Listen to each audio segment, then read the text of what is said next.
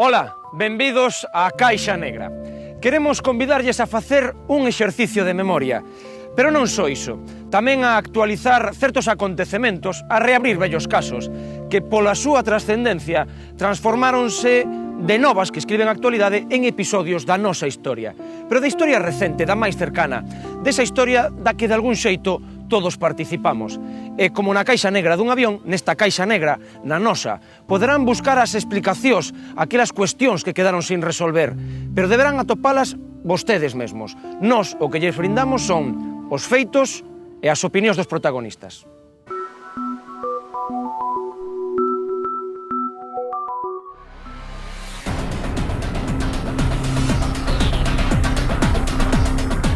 Nas Rías Baixas, algúns conocidos narcotraficantes son moito máis conocidos que calquera premio Nobel. Os encausados eran os reis do mambo. Esa sociedade estaba enferma en gran parte polas ansias lucrativas de un grupo de desalmados. Porque estos individuos son vulgarmente asesinos. Son asesinos, es gente que mata. Era moi común que os rapaces nas escolas quixesen ser narcotraficantes. Os malos eran sempre os que os perseguían, eran os policías. Para min, a función máis importante da Operación Nécora foi o servir de aldabonazo social. Por fin, as denuncias que levábamos feito se correspondían con unha actuación jurídica. Nadie está fora y por encima da acción da xusticia. Hoy la situación es bastante peor que en el año 1990. En Galicia se consume el mismo tipo de drogas que en los años anteriores, o sea, cocaína y hachís. E hai tanta xente vivindo contra a droga como a da droga. E isto, lonxe de ir decrecendo, vai en aumento. Existen drogas, existiron sempre e van a seguir existindo. Hai 19 anos producíanse en diferentes vilas da bisbarra do Salnés as primeiras detencións do que sería o primeiro gran golpe institucional contra as redes do tráfico de drogas en Galicia. Esta construción, o Pazo Ballón, que foi propiedade de Laureano Ubiña, converteuse nunha especie de símbolo da loita cidadá contra o poder dos capos galegos que se enriqueceran fundamentalmente co tráfico da cocaína. Cal é a situación a día de hoxe do narcotráfico galego? Cal é a razón de que se instaurase en Galicia este negocio? Fai falla a día de hoxe outra operación Nécora? Pódese rematar co tráfico de drogas ou pola contra existen intereses en que se manteña? Hoxe intentaremos darlle resposta a todas estas preguntas. Sexan benvidos á Caixa Negra.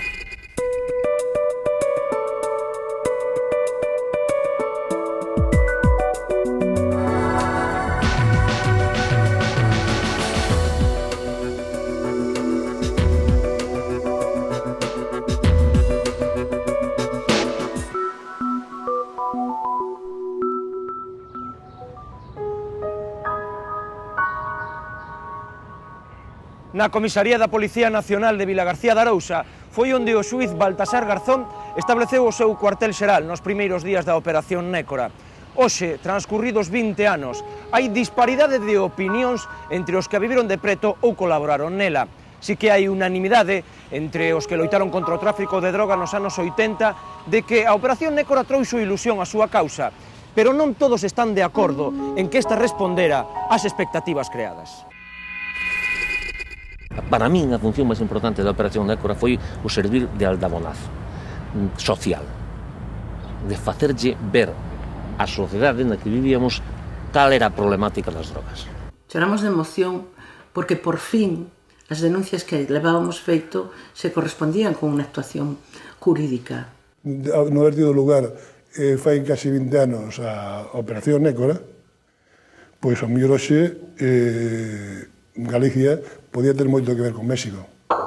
Aínda que xa dispuña dos datos aportados polas investigacións policiais realizadas in situ, Baltasar Garzón non quixo comenzar o primeiro gran golpe contra as redes galegas do tráfico de drogas sen ter un par de ases na manga que lle permitisen encausar dunha vez o maior número de sospeitosos posibles.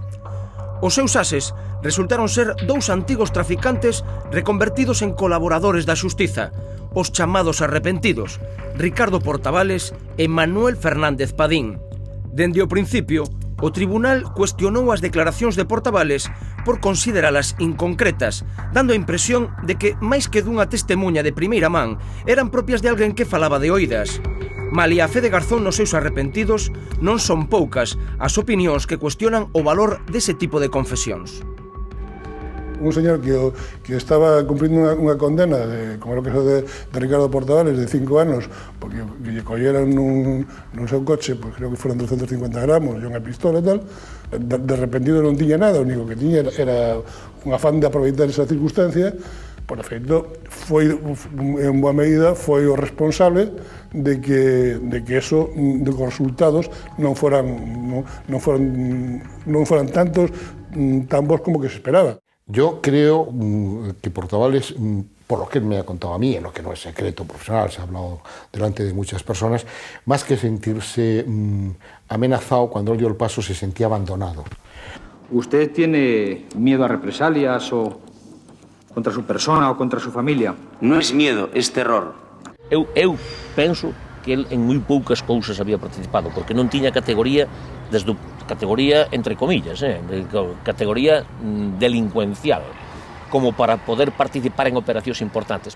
Él, según sus propias declaraciones, estaba integrado en una serie de operaciones ilícitas, delictivas, de las que se autoacusó, y parece ser que sus cómplices o colegas pues no se portaron con él como él creía que debían de portarse. Fundamentar ou basear toda a instrucción nunha declaración dun arrepentido é un arma de doble filo.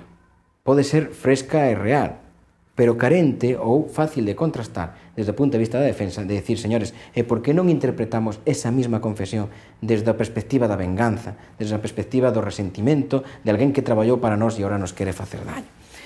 Esa simple consideración pode anular toda unha confesión. Una declaración puede ser muy sincera, pero no puede tener valor para condenar a otro si no se demuestra que es absolutamente altruista. Y si se dice que esa declaración está motivada para conseguir una rebaja de tu propia pena, pues se necesitan otros elementos complementarios que sirvan para la condena de ese tercero. De feito, a maior parte das cousas das que el falaba, sobre todo de gran altura, de gran envergadura, quedaron en nada. Segundo o tribunal, o relato do outro arrepentido, Manuel Fernández Padín, antigo traficante do clan dos Charlíns, era todo o que non era o de Portavales, concreto e preciso á hora de contextualizar e relatar os feitos. Todo o que falaba había o vivido el perfectamente, había el participado, por eso aí non había dúda. O arrepentido que meteu pa diante os Charlíns decideuse a cantar porque se negaronlle a nai a axuda económica para que lle pagara un psiquiatra e unha cura de desintoxicación. Despois do xuízo da Colza, iniciado 3 anos antes, o da Nécora era o segundo caso dun macroxuízo en España, pero en moitos aspectos supoñía aínda unha experiencia nova. Por exemplo, ata entón, nunca antes, un tribunal se enfrontara a información aportada por máis dun 100 de teléfonos intervidos. O habitual ata entón era facelo con non máis de media dúcia. As principais críticas ao macroxuízo da Nécora céntranse, sen embargo, no excesivo protagonismo que recaíu en Baltasar Garzón e na tardanza das condenas. A redada coa que empezaba a operación fíxose en xuño de 1990. O xuízo comezou en setembro de 1993 e a sentencia non se coñeceu ata un ano máis tarde. Creo que el juez Garzón, como hace a veces, se precipitó. Yo creo que se buscó la notoriedad, yo creo que se buscó el telediario, o sea, lo creo con total sinceridad, y como no tengo nada que ver en esa fase de la operación, lo digo rotundamente, y me alegro profundamente que hayan salido sueltos. Creo que incluso pues el tribunal, aunque absolvió bastante gente, podía haber absuelto a alguno más. A xusticia, cando é lenta, non é xusticia. O que se pode producir, e isto é un fenómeno curioso que se produce cas operacións macrooperacións que son moi lentas na instrucción e que logo despois determinan unha sentencia moi tarde, é que ese espacio de tempo que transcorre desde a detención hasta a celebración do xuicio Moralmente, eles lle vai servindo para decir que injusticia se está facendo comigo, que se me ten acusado sin estar condeado, que injusticia se está facendo comigo, que se me está acusando de algo sin estar probado. E logo, cando ven a sentencia, outra xustificación psicolóxica bastante importante para eles que se me está xulgando por algo que ocorreu hai 4 anos. Eu creo que o feito de que a xusticia tardara moito en condenar e facer firmes as condenas, de alguna forma, a esa xente, ao seu entorno, lle daba un argumento, oiga, eso é un comentario, eso é un rumor, pero eu ainda non fui condenado pola xusticia e, polo tanto, teño a mesma condición de presunto como poida ter outro, non? O xuízo da Nécora deixou unha trintena de condenados e a metade de absoltos, entre eles algúns acusados polo dedo do arrepentido Portavales, o empresario Celso Barreiros, de quen dixo que transportara coca dende Sudamérica a Galicia nos seus barcos, e Carlos Goyanes, exactor, ex de Marisol, o toque da farándula que non podía faltar no proceso, acusado de comprar cocaína para outros famosos.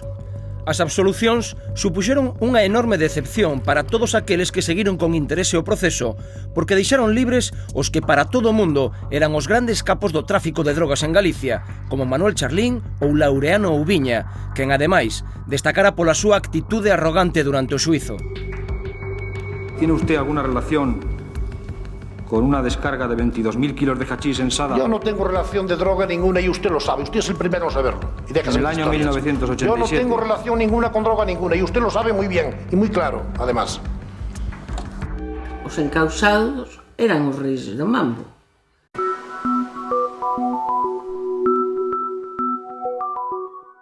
No xuízo da Nécora, Laureano Oubiña foi absolto do delito de tráfico de drogas e condenado a 6 anos por beneficiarse do blanqueo de cartos e outros 6 por delito fiscal. Posteriormente, si foi condenado por 3 delitos de tráfico de drogas. Na actualidade, cumpre unha última pena de 6 anos e 9 meses por tratar de introducir en España 12 toneladas e media de hachís. Sairía de prisión no 2016, pero está á espera dunha resolución da Audiencia Nacional coa que podería obter a liberdade condicional e deixar o cárcere no 2010. Oubiña era un provocador nato, Oubiña era un chulo, Oubiña, si cando tiña algún problema nos estábamos ali, decía estas putas, o que queren que lle fagamos un fillo, o que lle faga un fillo, bueno, este tipo de historias, non? Con o cual, el mismo, con su prepotencia, está na situación que se encontra, que realmente, mira os anos que leva, e hasta incluso, eu a veces hasta sinto un pouco de, non vou a decir pena, porque tampouco é así, non sería moi boa eu, non, pero moitas veces penso, mira o diñeiro que lle están chupando, que nin siquiera ten abogados que lle diga que non recurra aos procedimentos e que pida aplicación da triple da maior, porque xa estaría na calle. Laureano Oubiña era un hombre sin ningún tipo de formación, como la mayoría de ellos, y era un botarate. Sí, yo tenía ganas de verle yo a usted también cara a cara, que hace tiempo que no le veo. Por favor. Eche para acá, pregunte lo que quiera. Por favor, un momento. Cuando iba de copas, cuando salían, pues se podían gastar 1 millón de pesetas cada noche. Les gustaba el Dom Periñón, les gustaba lo mejorcito. Eu recordo unha vez que Oubiña, é unha anécdota, que Oubiña chegou, moi enfadado, e non lle deu a gana de subir a sala, estaba nos calabozos. E o señor Maijide, que era o presidente da sala da Operación Nécora, preguntou que pasaba. Entón, lle dixeron que non quería subir. El se levantou e foi aos calabozos. Acabou un rato, pois subiu Oubiña, o presidente. E dixo, señoría, eu subín con unha condición que iba a decir aquí públicamente por que non subín. Pois non subín porque me apretaban moito as esposas e non me fixeron caso. E non subín porque eu non estou acostumbrado a comer un bocadillo e quero que me traigan a comida do restaurante. E o juez permitiulle decir todo. Ao final, nos mirábamos uns aos outros e decíamos, bueno, isto non é posible. Eu creo que Oubiña, por seu afán de voluntario ou involuntario de protagonismo mediático, convertiuse nun chivo expiatorio. sin que fuera ningún santo, ni moito menos, pero era sintomático que nos papeles do sumario da Operación Nécora pois aparecía anunciado Laureano Ubiña e outros. Xunto aos grandes capos galegos, resultou cando menos pintoresca a presencia no banquiño de Ester Lago, esposa de Laureano Ubiña, quen pola súa apariencia e ostentoso modo de vida recordaba un personaxe feminino de película de gángsters. No xuízo da Nécora recibiu a mesma condena co seu home, 12 anos por delitos económicos. Faleceu en 2001 nun accidente de tráfico. ¿Es ella la que se encargaba de gestionar? Sí, eso sí. Yo cuando quiera tomar una botella de vino le pido 1000 pesetas, se me las dan voy y si no me quedo en casa. Los negocios del matrimonio. Ester Lago, en aquel momento casada ya con Laureano Ubiña, llegó a llevar al BBV 1.604 millones de pesetas en divisas. Los metía el dinero, introducía el dinero en una bolsa de plástico que a su vez guardaba en un bolso, llegaba al banco, la atendía normalmente el director y poco a poco pues fue llevando 1.604 millones de pesetas allí. Nadie le preguntó a Ester Lago de dónde había sacado esos 1.604 millones de pesetas. Al final pues cayó por un delito fiscal y se acabó la historia.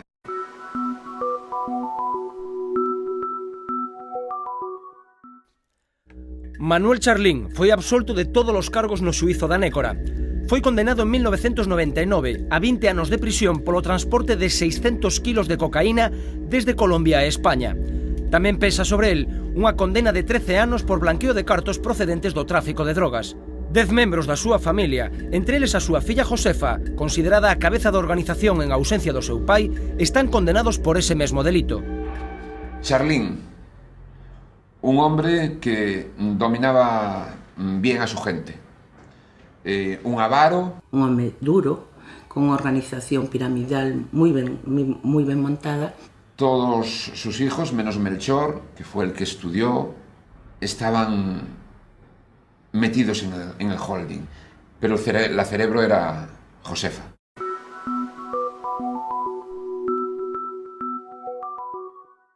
Grazas a un chivatazo, Sito Miñanco logrou fuxir da redada da Operación Nécora. Foi detido un ano despois cando estaba en busca e captura. No 93 foi condenado a 20 anos por tráfico de cocaína, evasión de capital e falsedade documental. En 1997 foi acusado e absolto de organizar desde o cárcere, xunto a Laureano Ubiña, unha operación de tráfico de haxís. No 2001 foi condenado a 16 anos polo transporte de case 5 toneladas de cocaína intervidas en alta mar na Guayana francesa. A súa condena non extingue ata 2018, pero os seus abogados tentan conseguirlle o terceiro grao. Recibe tratamento en prisión para o cancro de fígado que padece. Sito Miñanco, un hombre que si no llegase a ser narcotraficante, yo lo calificaría como una excelente persona. Cualquiera que tuviera un problema dentro de la organización de Sito estaba más cubierto que si trabajara para mayor multinacional de este país. Nunca, cuando había un accidente marítimo, cualquier cosa de esas, ahí nunca faltó nada, ni nadie quedó desvalido ni desamparado.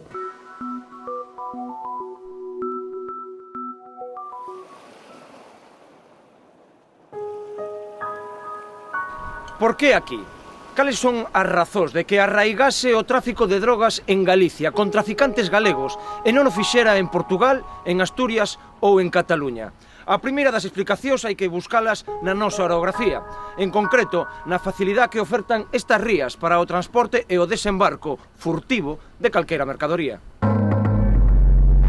O feito de que teñamos un narcotráfico asentado en Galicia é porque dispoñemos dunha infraestructura tanto física como de material e, por outra parte, persoal que nos fai ser os mellores na introducción en terra de cualquier tipo de sustancia ilícita ou material.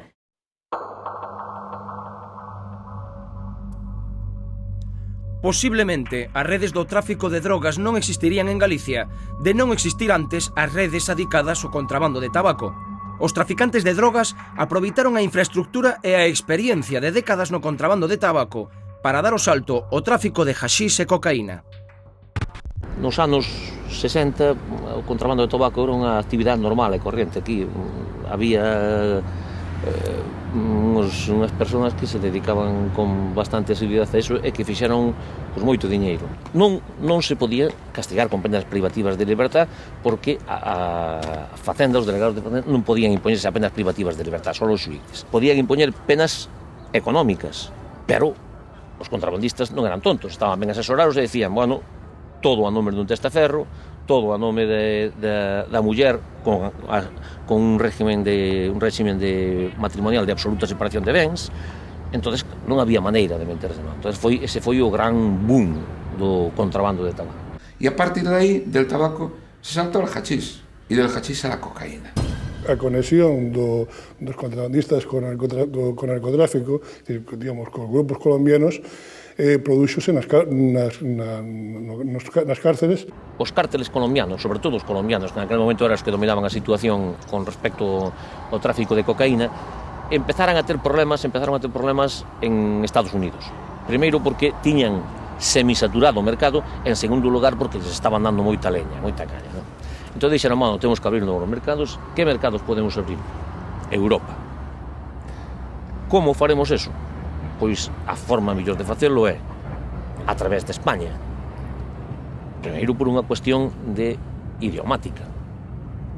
Segundo, porque hai unha infraestructura marítima que se había empleado no contrabando de tabaco.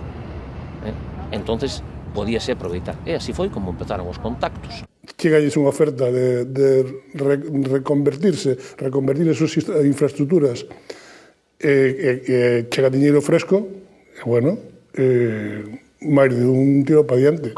Con todo a favor, unha parte dos contrabandistas de tabaco tiñan moi claro que querían pasarse o haxís e a cocaína, mercadorías que lles reportarían maiores beneficios económicos.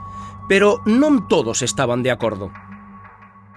Hubo una reunión que fue muy famosa en el parador del Albariño de Cambados, donde se debatió por parte de numerosas personas si se daba el salto. E un cisma con moitas mortes por medio que ainda hoxe non están clarificadas, en unha loita, digamos, que de alguna maneira era unha parte o Charlín Gama, e por outro lado estaba un personaje que pasou un pouco a historia, pero que foi quizá a nosa primeira denuncia clara, que era Falcón, digamos, o cabeza dos máis opuestos ao tráfico de droga.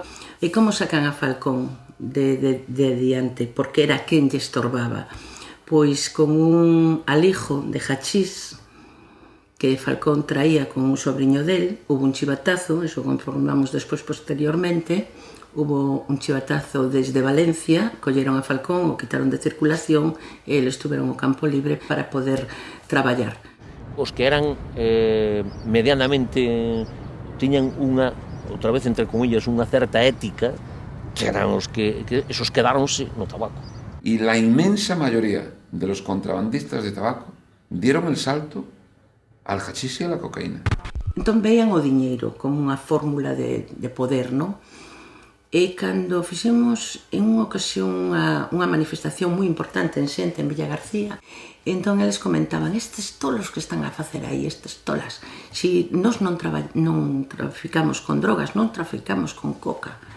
O sea, de alguma maneira, eles tampouco tiñan a suficiente capacidade para darse conta dos efectos que a coca producía dentro da sociedade. Esa propia ignorancia, esa propia incultura, o único objetivo que tiña na vida era amasar cartos, non? Amasar cartos, sí, pero co haxís e a cocaína. Ese foi o salto dos contrabandistas que se pasaron ao tráfico de drogas. A extendida tendencia, por parte dos movementos cidadáns de loita contra a droga, de atribuírlle aos reconvertidos campos galegos as mortes producidas polo consumo de heroína, non ten unha base que a sosteña. Como adoita acontecer, no enorme saco da droga mestúranse realidades ben distintas. Eu creo que aí se mezclaron moitas cousas. Sí, estes señores eran narcotraficantes, pero as persoas que se movilizaban e que estaban proxectando nestes elementos unha problemática que non tiña nada que ver con ese, porque a maior parte sobre todo naquela época, os toxicómanos cuyos familiares estaban representados nas asociacións, eran heroinómanos. Eu non teño constancia de que ningún dos detidos na operación Nécora tuvera algo que ver co negocio de heroína. Todas estas generacións dos anos 80, na que incluyo a meu fillo, eran heroinómanos, non eran cocainómanos. O narcotraficante histórico galego pois nunca se fixo ninguna operación na que a mercadoría intervido que se negociaba no transporte era a cocaína, a heroína. Eu creo que non estábamos ninguén moi preparados para distinguir que tipo de sustancias estaba tomando, non? Bueno, pues, sabíamos si era heroína, a maioría da xente ni siquiera sabía como se tomaba heroína, ou si era cocaína, ou si era algún tipo de producto ou mezcla, que de todo habería, non?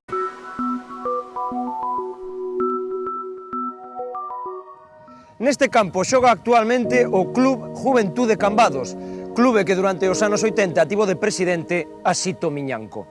Durante o seu mandato, a entidade dispoñía de recursos económicos impropios dun equipo que adoitaba xogar nas categorías inferiores. Por exemplo, realizaban fixaxes millonarias, concentrábanse en hotéis de luxo e, se facía falta, viaxábase a Sudamérica para preparar a pretemporada. Pero non só Sito Miñanco. En xeral, os capos gustaballe investir parte da súa fortuna en comprar vontades, facendo de mecenas dos seus veciños.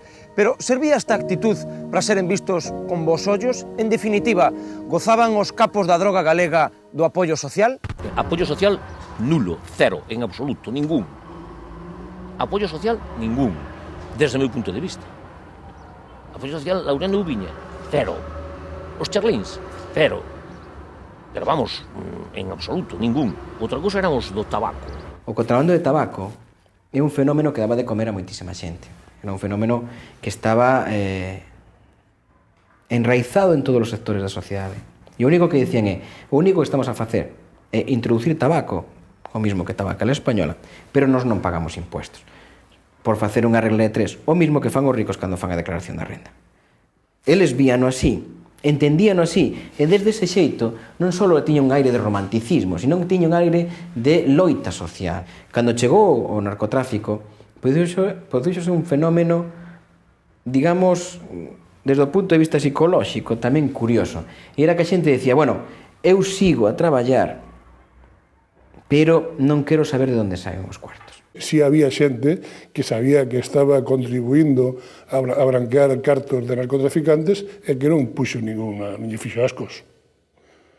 Houve señores de alta alcurnia galegos que cobraron en cartos que les chegaron a declarar en xuicios, declararon en cartos que húmedos e que cheiraban a terra. Eso nos bancos, os cartos non son así. Si hai diñeiro, vai haber uns beneficiarios do diñeiro que ten esta xente. Cando se vai a comprar, cando se vai a vender, cando se vai a beber, non se lle mira o cartel, este é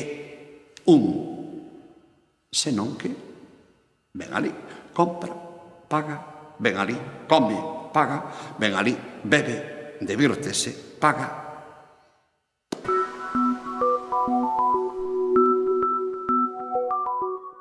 Ese non rexeitamento das actividades dos narcotraficantes por mor dos cartos que enchían algúns petos explica a despreocupación coa que se movían entre os seus veciños, pero iso non lle garantía un estatus social. Para iso, necesitaban conquerir unha impunidade diante das administracións. Daí as acusacións de que algúns políticos eran cómplices das actividades dos traficantes. A pregunta segue a día de hoxe no aire. Que hai de certo na relación entre os políticos e as actividades dos traficantes de drogas? Yo siempre he pensado que un narcotraficante, como cualquier miembro de una estructura organizada criminal, pretende ganar dinero. Sobre todo pretende ganar dinero. Pero cuando ha ganado todo el dinero imaginable, no se queda a gusto con eso. Y entonces pretende dar otro paso, que es el paso que había que abortar necesariamente. Y es el paso a intentar controlar las instituciones de gobierno de un país. Y eso en Galicia se estaba empezando a correr el riesgo. Feitos consumados e feitos declarados probados en sentencia. Ve a Bogondar Ricardo Grove, foi financiado, toda a súa campaña foi financiada e foi mantida polos grupos de contrabandistas e de narcotraficantes da zona para que el despois contrarrestara ou corroborara esa financiación con unha facilidade para obter cousas tan sinxelas como eso que estamos dicindo, é dicir, unha licencia de edificabilidade á beira da playa ou na zona de Areas. Es que además estaban contaminando ya o empezando a contaminar las instituciones del Estado, empezando por los municipios. En unha ocasión, pues sí, tiraron un cheque para que eu puxese os ceros que un xa estaba posto. Mais, son anécdotas que sí, que naquel momento realmente pois te sintes mal. Eu en ese momento reflexionei moito sobre o tema da corrupción política, porque é difícil en algunhas ocasións sustraerse a que che poñan diante de ti unha cantidad de diñeiro se o necesitas, é dicir que non. Se eu o que estou facendo é dicir, me estou xogando 15 a 20 anos de cadea por cada operación que fago. E estou tendo 5, 6 millóns de euros hoxe en día por cada operación de 2.000, 2.500 kilos de cocaína media que se está facendo. Estou sacando uns arrendamentos líquidos entre 5 ou 6 millóns de euros. Se non dou un paso máis alá de decir, bueno, quero comprar a miña fiabilidade, a miña seguridade e a miña impunidade dentro da sociedade na que eu me movo. Claro, estamos a falar dunha época na que a transición ou a categoría política non que estaba moi asentada.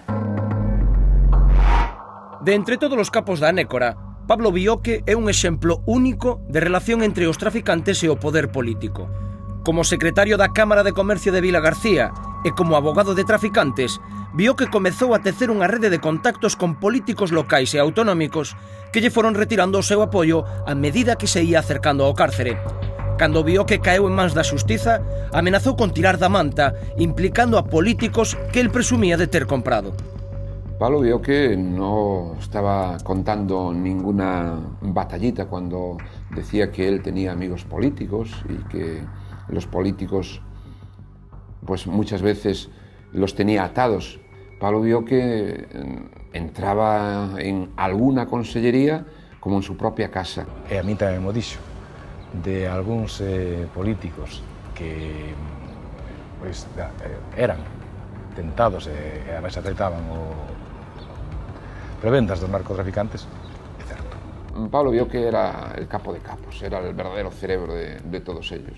Empezó como un abogado defendiéndolos a los contrabandistas, luego Pablo Bioque se dio cuenta de que podía sacar mucho más dinero. Pablo Bioque entrou no PP en Vilagarcía da man de José Luis Barreiro no ano 86 e detrás deles entraron todos os narcotraficantes que posteriormente foron collidos en diferentes operacións. Pero tamén hai que ser asépticos, porque posteriormente tamén no Partido Socialista hubo xente que entrou e que provía do narcotráfico. Era lamentable que ver como cando había eleccións salían estes elementos con coches e banderas dicindo ganaron os nosos. Iso era lamentable, pero era realidade. Tamén a través dese achegarse ao poder político, como se fixo no caso de Ubiña, que foi representante de Galicia na Expo de Lisboa como comerciante galego, foi o noso representante ali financiado por unha incipiente xunta daquela época. O que se estaba facendo era tamén lograr un prestixio persoal, é dicir, eu estou obtendo a través desa financiación, que todos os partidos políticos precisan de unha financiación, a través desa financiación estou tendo un respaldo desde o punto de vista político para conseguir unha honorabilidade. Eu non me atrevo ni me atrevería nunca a afirmar categóricamente que hai políticos galegos directamente involucrados no narcotráfico, ni indirectamente siquiera. Lo que hai son políticos galegos que se beneficiaron dos cartos do narcotráfico sin preocuparse de preguntar de onde viñan. Tuvemos entrevistas con o Partido Socialista dándolle listas de xente que estaba implicada en narcotráfico para que os deran debaixo do partido. Tuvimos entrevistas, con Fernández Albor, E cando chegou Fraga, lle dimos unha relación de xente que el tiña dentro do partido, dicindo, señor presidente, teña cuidado porque se están introducindo nos ámbitos políticos. O que peor reacción tuvo cando lle dixemos eso, recordo perfectamente, foi Aznar, na calle Génova, en enero do ano 96, que se puso moi nervioso, habíamos ido, era a federación, eran 6 o 7 personas, se puso muy nervioso y me dice, bueno, tú ya sabes, Carmen, que en tu partido también hay. Y yo le dije, señora Aznar, aquí no estamos hablando de partidos, se lo estamos diciendo a usted, como se lo hemos dicho hay unos días, a Felipe González na Moncloa, que en diciembre habíamos estado con Felipe González. Eso tamén obligou aos políticos, as principales forzas do país, políticas, a tomar medidas.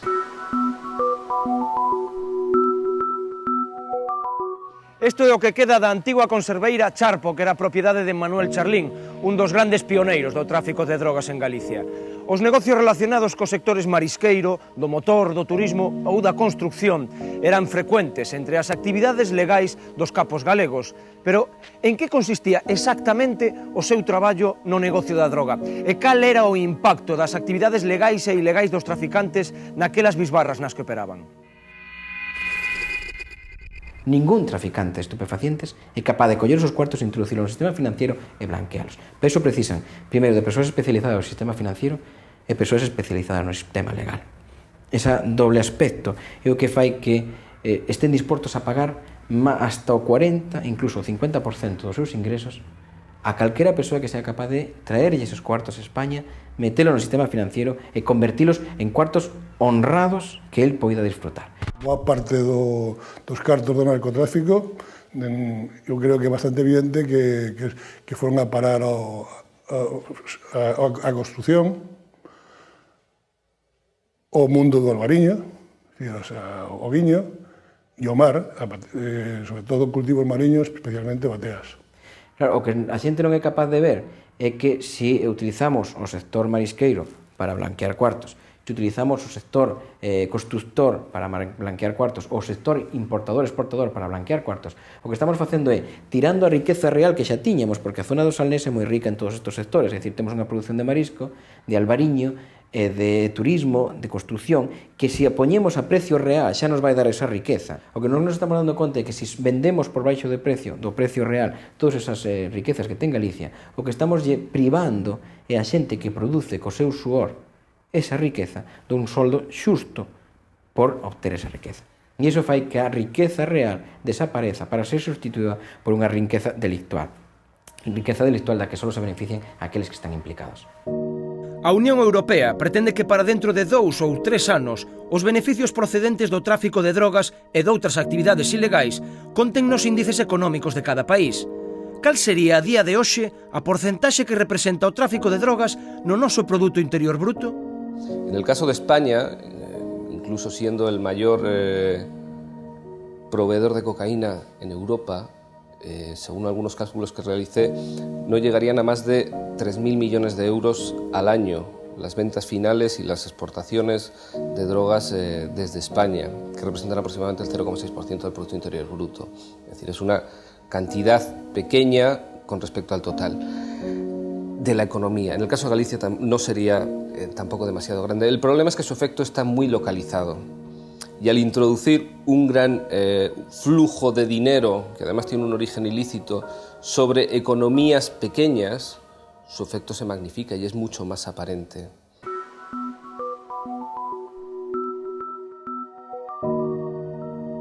As noticias relacionadas co tráfico de drogas en Galicia son constantes desde finais dos anos 80. As sucesivas operacións policiais e xudiciais semellan resultar rabuñaduras superficiais contra un importante negocio ilegal fortemente enraizado en Galicia. Está hoxe a situación do tráfico de drogas mellor ou peor que nos tempos da Operación Nécora? Que drogas se consumen hoxe en Galicia? Son as drogas unha preocupación importante para a sociedade galega? Hoy la situación es bastante peor que en el año 1990. Ahora mismo es imposible combatir todo el tráfico de cocaína en concreto que puede entrar en la comunidad autónoma gallega. Hoy los Charlín, Miñanco, vio que ya ha fallecido, todos estos grandes personajes están en prisión. Significa a súa estadía en prisión o cesamento das súas actividades ilegais? Están os grandes capos encarcelados fora de xogo no negocio actual do tráfico de drogas en Galicia?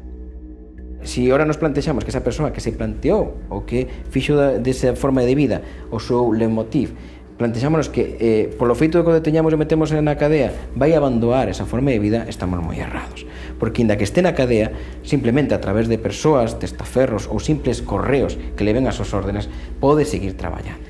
Houbo detencións de funcionarios de cadeas que facilitaron teléfonos móviles a algúns narcotraficantes encarcelados. Houbo xente que simplemente se dedicou durante moitísimos anos a facer visitas para transmitir eses correos, ou incluso máis, é dicir, na correspondencia ordinaria a través de sistemas encriptados se poden transmitir órdenes á organización. O ingreso en prisión dos traficantes que caeron na nécora e dos que se libraron do macroxuízo pero non das operacións posteriores, como é o caso dos máis importantes, supuxo que o seu oco no negocio o ocupasen novas xeracións de traficantes que carecían da experiencia e a formación criminal dos pioneiros. A consecuencia da detención dos grandes capos do narcotráfico galego, foi un desmembramento das organizacións. A partir de aí entraron en funcionamento unha segunda línea de tipos moito máis violentos, moito máis peligrosos. Moitos deles xa son usuarios e víctimas das propias sustancias que trafican, cousa que antes era impensable. Son aqueles chavales que miraron o tempo de gloria do diñeiro fácil e que no colegio decían que eles querían ser tamén contrabandistas, decían daquele entonces, non? Había chavales xóvenes de 20 anos, que os colles semianalfabetos. Colles, oye, faime un viaxe a Madrid, levas este paquete de 5 kilos, vas e volves unha noite, e cando volvas ganaches 500.000 pesetas. Claro, e 500.000 pesetas, en aquel momento, ese chaval, cos seus conhecimentos, coa súa preparación, co seu oficio, tardaban ganar a mellor un ano. Claro, eso, se o podes ganar unha noite, que pasa? Eso, ou tes uns principios éticos perfectamente arraigados, ou senón, eso é un mundo que te está chamando. Ese é o que diu lugar a ese segundo escalón. O sea, queren emular aos antecesores en canto a faerse importantes nese mundillo, e, pois, tiran para diante, sin ningún tipo de escrúpulos, e a veces sin medios, se meten en operacións, en historias para que non contan co recursos máis básicos, etc. Son bastante máis osados e máis aventureiros. Así empezou a haber axuste de contas entre eles e esas cousas. Ao contrario do que pasaba coa heroína, os fenómenos de delincuencia asociados ao consumo prácticamente desaparecen coa coca e o haxís. Os episodios de violencia relacionados con estas drogas redúcense a axustes de contas entre os presuntos traficantes. É de agardar que nun futuro próximo aumente a violencia relacionada coas tentativas de novas organizacións de facerse cun oco no negocio. Ahora la situación va a ser todavía peor porque en Madrid ya están los mexicanos. Ahora los colombianos son familias, grupos como había antes aquí. Ahora pues son meros transportistas, pero ahora quien corta el bacalao son los cárteles mexicanos y son sumamente violentos. Eso para nada, eso ni mexicanización, ni sicilianización, ni nada de eso. No, vamos a ver, non é que non están os cárteles mexicanos, os cárteles mexicanos están en México, é dicir, pero que están son os modus e as formas e as maneiras, é dicir, o fenómeno que se está producindo en México é que hai unha loita feroz por o control do negocio. O 90% da cocaína que consume o maior mercado do mundo, que é Estados Unidos, pasa por mans dos cárteles mexicanos. Entonces, hai guerras entre eles. Hubo actos esporádicos de violencia. Aquel de Pablo Bioca, aquel de Benavente, o Vilas, aquel que mataron os colombianos, pero é un típico.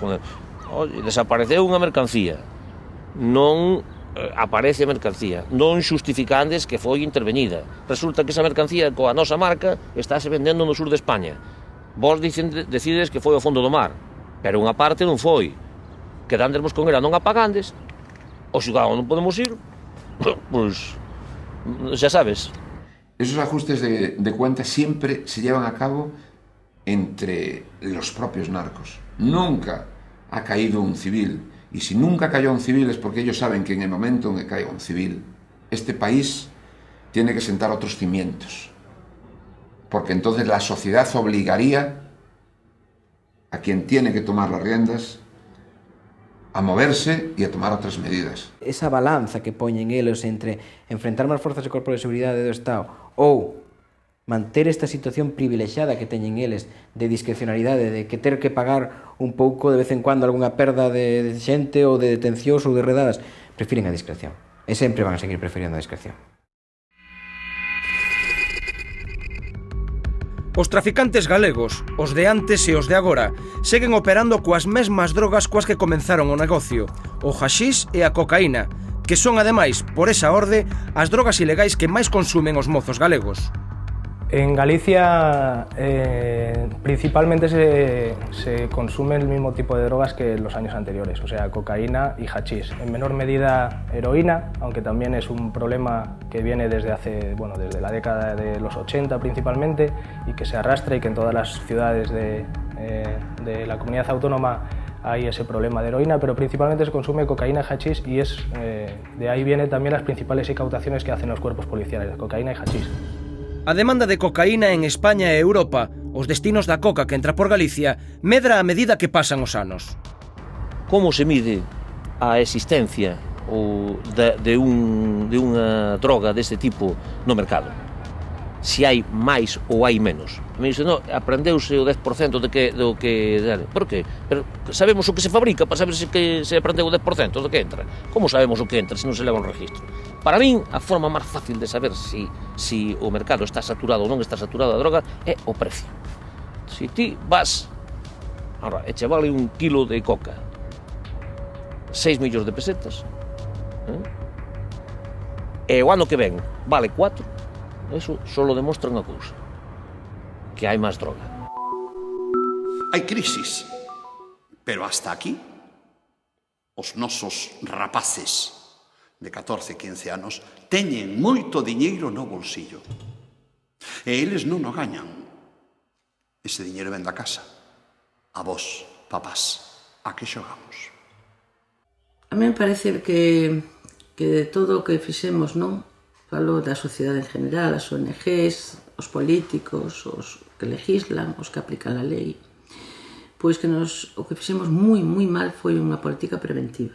O consumo de drogas na época dos 90 pois era unha das maiores preocupacións dos cidadáns españoles e agora pois bueno, prácticamente é unha cousa que non se ten nin en conta, pero está aí. Vemos que a la gente lo que más le preocupa pues es el paro, es el aparcamiento, el llegar cerca con el coche a comprar, es el tráfico, pues una serie de problemas que efectivamente son problemas que inquietan. Pero uno se detiene y dice, bueno, ¿y dónde está el tráfico ilícito de estupefacientes? ¿Dónde están las drogodependencias? Y lo vemos, sí lo vemos, en 13ª posición. ¿Por qué? Pues porque las drogas han dejado de ser un peligro público. Ha pasado a ser un peligro familiar e individual, pero en la calle el consumidor no provoca riesgos. Ya la gente no se nos muere por la calle, no resultan desagradables, resultan hasta simpáticos cuando están pasados en una discoteca, y eso parece que no afecta, pero provoca un gran daño. A sociedade vai tendo unha serie de prioridades. Desde logo, o narcotráfico nunca foi unha prioridade dentro da loita do Estado contra a organización delictiva. Hoxe por hoxe é imposible rematar con este problema. No se acabará nunca, pero sí se pueden ganar muchas batallas. Estamos aínda por ver e por evaluar o que realmente pode pasar. Hai moita xente que está consumindo ahora cocaína que non sei, 5 ou 10 anos a ver como acaban, porque bueno, este tipo de drogas tamén levan asociados patologías mentales. A ver que non cheguen aos 30, 40 anos, porque é a seguinte xeneración aos heroinómanos. A ver como van a acabar. Nas praias das Rías Baixas e a día de hoxe ainda é doado poder ver as pegadas dos traficantes de cocaína ou de haxís. O que están vendo son dúas das espectaculares planeadoras que adoitan abandonar cando se ven sorprendidos polos axentes de vixianza aduaneira. Guindan a droga ao mar, varan as planeadoras na praia e despois fuxen a pé. Pero un se pregunta, ata cando se van seguir vendo episodios como este nas costas galegas? Hai unha forma de acabar co tráfico de droga en Galicia ou precisase dunha estrategia global? Cales son as políticas que van permitir acabar co narcotráfico en Galicia? E cales foron os erros das medidas tomadas ata agora? Es un disparate pensar que un delito de tráfico de drogas cometido entre Villagarcía y Ribeira, perteneciente uno a Pontevedra y el otro a Coruña, se tenga que enjuiciar en la Audiencia Nacional. Solucións? Eu creo que non hai unha receta máxica. O que tuera unha receta máxica para resolver ese problema hoxe estaría millonario, sería máis rico que os narcotraficantes. Fronte á tradicional política de represión policial e xudicial contra o consumo e tráfico de drogas, vense apuntando dende hai anos a despenalización do consumo como posible solución ao tráfico. Esta é unha alternativa a ter en conta? Cales son as posibles ventaxes da despenalización fronte á prohibición?